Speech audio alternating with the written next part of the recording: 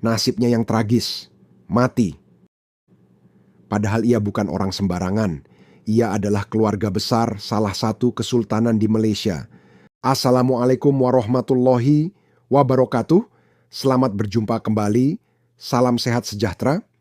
Pada video kali ini saya menyampaikan sebuah ulasan mengenai tewasnya seorang delegasi dari Malaysia. Ia tewas secara mengenaskan di Pulau Jawa. Ia bernama Tengku Ahmad Zakaria. Bahwa kedatangannya ke Pulau Jawa, ia mengemban suatu misi, yaitu untuk mendapatkan harta amanah Soekarno yang tersimpan di beberapa titik daerah di Pulau Jawa dan bermaksud memboyongnya ke Malaysia, negeri asalnya. Namun belum sempat mendapatkan apa yang dicari, ia justru mengalami nasib tragis, tewas secara mengenaskan di Pulau Jawa.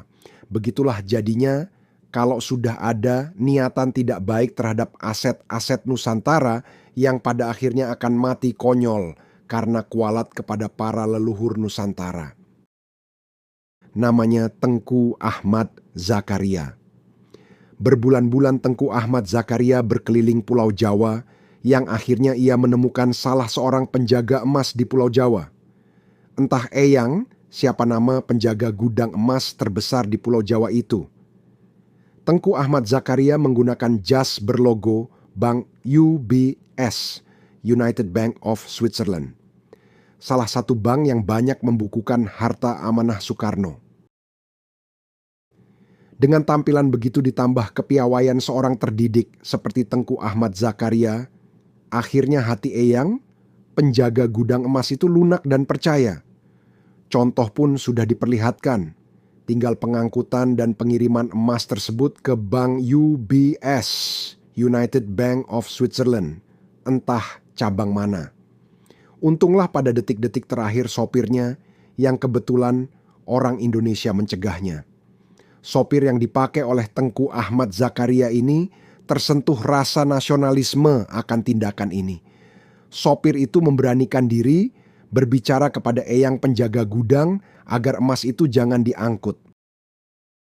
Eyang saya ini anak bangsa Indonesia, jadi saya nggak terima kalau emas ini akan diangkut ke Malaysia. Eyang tahu kan kalau tamu saya itu orang Malaysia. Begitulah ungkapan sang sopir tadi kepada Eyang penjaga gudang emas di Pulau Jawa.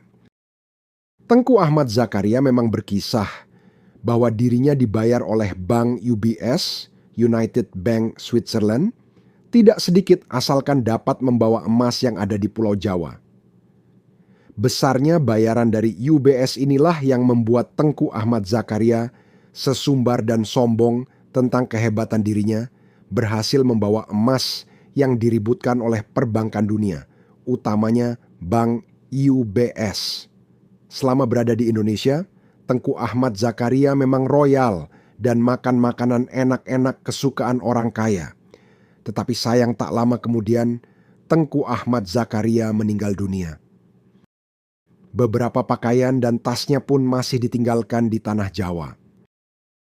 Yang menjadi pertanyaan kita, mengapa Bank UBS harus bersusah payah membayar orang Malaysia untuk mendapatkan emasnya? Bukankah data di dalam Bank UBS sendiri sudah tercatat dengan baik siapa pemilik akunnya dan berlamat di mana?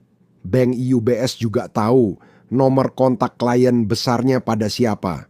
Seperti layaknya perbankan Eropa lainnya, setiap nasabah besar pasti sudah disediakan oleh Bank UBS, pengacara nasabah di negara setempat. Buat apa Bank UBS bersusah payah membayar orang Malaysia?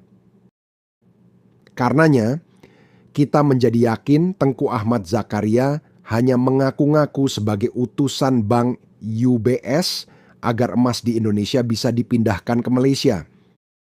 Keyakinan saya soal ini semakin terungkap setelah banyak kasus serupa yang dilakukan oleh orang Malaysia di Indonesia.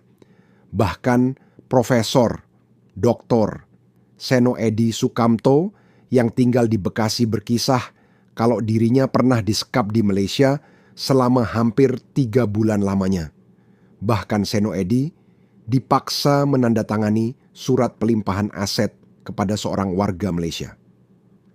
Dengan sedikit ancaman, akhirnya terpaksalah surat kuasa dan surat pelimpahan aset itu ia tanda tangani. Setelah itu, lanjut cerita Seno Edi, ia kemudian diberangkatkan ke Tanah Suci Mekkah untuk menunaikan ibadah umroh. Beruntunglah nasib bangsa Indonesia karena profesor ini merupakan salah seorang dari 1.000 figur palsu yang merupakan perpanjangan ayahnya yang juga figur palsu. Sehingga upaya orang Malaysia itu sia-sia. Saat ini, ratusan orang Malaysia yang beroperasi seperti yang dilakukan oleh Tengku Ahmad Zakaria. Rupanya mereka semakin keranjingan, cara pendekatannya pun berbeda-beda. Malahan ada yang mengaku sebagai keturunan Majapahit, Mataram, dan Terah Kesultanan Solo dengan memperlihatkan sebuah pin dan sebagainya. Jaringan orang Malaysia ini merupakan intelijen yang dibentuk oleh Mahathir Mohamad yang kini menjadi Perdana Menteri Malaysia kembali. Jaringan mereka memiliki komunikasi langsung dengan jaringan Alan Greenspan, mantan gubernur Fed, Bank Sentral Amerika Serikat. Bahkan saya pernah membaca surat dari Saifuddin Malik, penguasa harta amanah Soekarno, wilayah Bogor dan sekitarnya setahun lalu, bahwa Saifuddin Malik harus membuat surat kepada Mahathir Mohamad seperti yang telah mereka orang Malaysia konsepkan, yang isinya memberikan kewenangan bagi Mahathir Mohamad untuk mengurus semua aset yang dikelola oleh Saifuddin Malik. Nama-nama orang Malaysia itu bahkan kini banyak yang sudah kawin dengan orang Indonesia, tetapi mereka tetap menjadi spionase Malaysia, khusus untuk harta amanah Soekarno.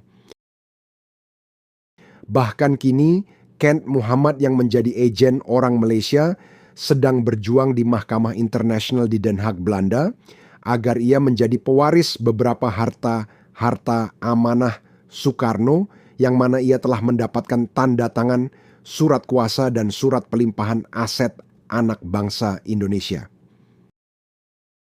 Belum lagi aset milik Sunario, adik kandung Soekarno, di Barclays Bank London hilang lenyap bersama grup Sabi Bahari yang menjadi agen Mahathir Mohamad.